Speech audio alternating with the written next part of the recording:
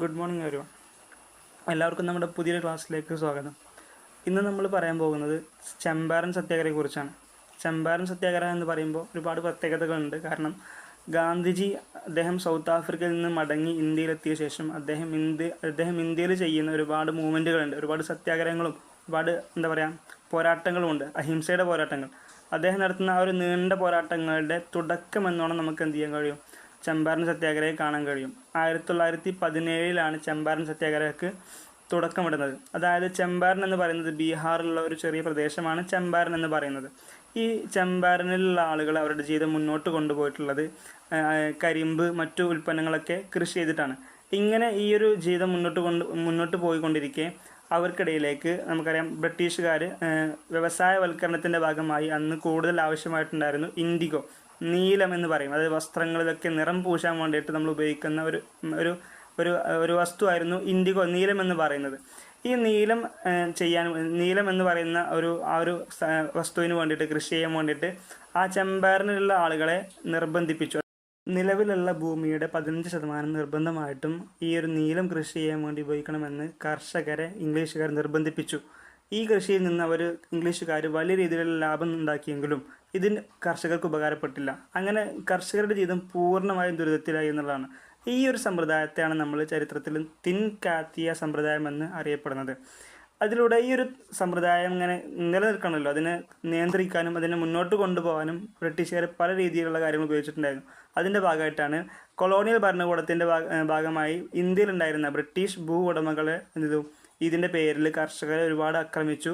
അതേപോലെ തന്നെ ഈ ഒരു ഭൂ ഉടമകൾ അവരുടെ ഗുണ്ടാ സംഘങ്ങൾ ഉപയോഗിച്ച് ഈ ഒരു കർഷകരെ വലിയ രീതിയിൽ പീഡനങ്ങൾ അനുഭവിക്കുകയും ചെയ്തിട്ടുണ്ടായിരുന്നു എന്നുള്ളത് നമുക്ക് ചരിത്രത്തിൽ കാണാൻ കഴിയും. അങ്ങനെ ഇതിൻ്റെ ഭാഗമായിട്ടാണ് ഈ ഒരു ഗാന്ധിജി ചമ്പാരനിൽ വരികയും അദ്ദേഹത്തെ ചമ്പാരനിലേക്ക് ക്ഷണിച്ചത് രാജ്കുമാർ ശുക്ല എന്ന് പറയുന്ന ഒരു വ്യക്തിയാണ്.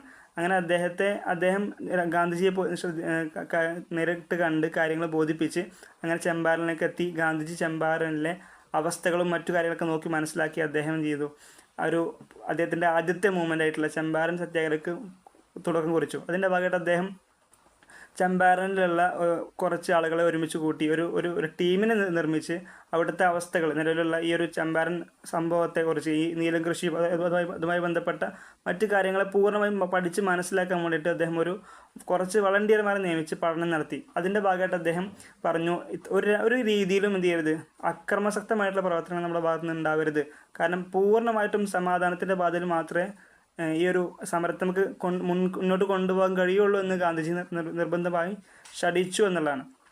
ഇങ്ങനെ ചമ്പാരൻ സത്യാഗ്രഹം മുന്നോട്ട് പോയി. അദ്ദേഹത്തിൻ്റെ ഈ ഒരു സിവിൽ നിയമലംഘനം വലിയ രീതിയിലുള്ള പ്രാധാന്യം അറിയിക്കുന്ന ഒന്നാണ്. അതായത് അദ്ദേഹം നടത്തിയ സിവിൽ നിയമലംഘനം എന്ന് പറയുന്നത് അദ്ദേഹത്തിൻ്റെ ഭാഗമായിട്ട്, ആ ഒരു സിവിൽ നിയമലംഘനത്തിൻ്റെ ഭാഗമായി നമ്മൾ പലപ്പോഴും കാണുന്ന ഒരു പ്രതിഷേധ രൂപം എന്നുള്ള നിലയിലല്ലാതെ നല്ല രീതിയിൽ, അതായത് പൊതുസ്ഥലങ്ങൾ വൃത്തിയാക്കുക, മറ്റു ജനങ്ങൾക്ക് ഉപകാരപ്രദമായിട്ടുള്ള കാര്യങ്ങൾ ചെയ്തുകൊണ്ടാണ് അദ്ദേഹം സിവിൽ നിയമ ലംഘനങ്ങൾ നടത്തിയതോടുകൂടി അദ്ദേഹം ചെയ്തിട്ടുണ്ട്.